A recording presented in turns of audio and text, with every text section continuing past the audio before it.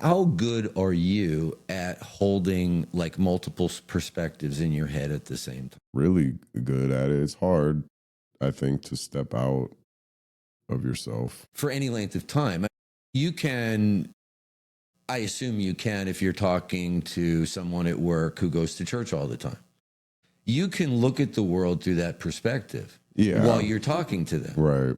You know, I mean, you can disagree on certain points if it really is, if it really does have a meaningful impact on what you're going to do in the world. You know, you can say, oh, I don't agree with that and that. But you can put yourself in his perspective. Well, yes, okay, you understand God and you believe that this is going to happen. All right, so that's why you have the opinion that you have.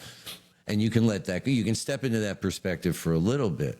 But you can't live every day holding your perspective and his perspective and the perspective of, say, an LGBTQ Latina. You can't hold all of those perspectives in your mind at the same time when you're navigating your way through the world.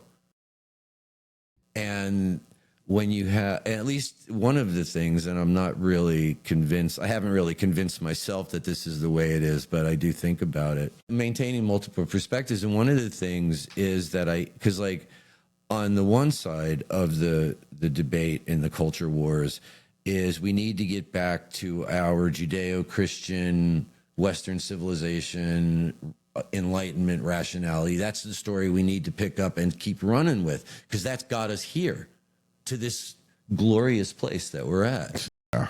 And on the other side, you have this fragmented bunch of voices, because it's all these little people that were crushed by the white supremacist machine. Right. And so now you're trying to, on the one side, I have one perspective that I keep in my head. Everything fits. On the other side, it's almost like what is that? The fly eye with all those little, you know, it's like like a bunch of little pentagons or whatever they are. And so you get this fragmented visual field. And that's kind of what like the left is, because it's the whole intersectionality thing. And when you really get into intersectionality, the deeper you go, the more things are impacting you. And suddenly now you're asking someone who's trying to find their way into the world, trying to figure out if they're going to go to college or just get a job, you know, still trying to navigate the early days of the dating scene, and we all remember how that can be, right? And they're trying to navigate all this stuff, right?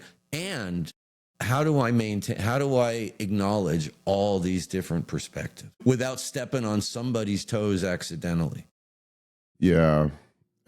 And I would argue that slowly, as you're taking in these perspectives while, you know, or trying to put yourself in these other people's perspectives, not that you can ever fully